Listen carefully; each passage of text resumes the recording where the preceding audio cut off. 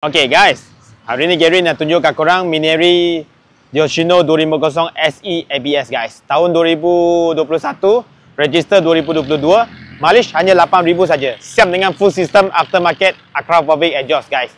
So harga jualan hanya 6,800, siap potong nama, minimum deposit kosong, bulanan 200 lebih selama 4 tahun guys.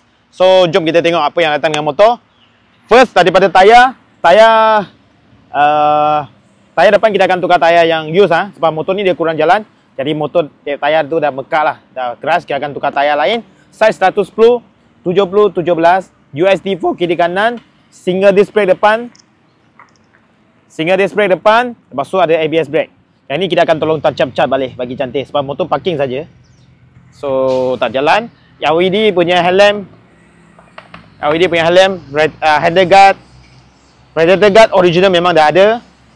Frame slider, single cylinder engine, exhaust aftermarket Akrapovic full system.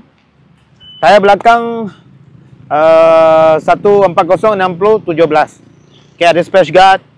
Okay, special edition ya, ada ABS brake punya. Okay, kita tengok meter dia. Meter baru 8,000 saja guys. 8,000 je. Okay, kita start.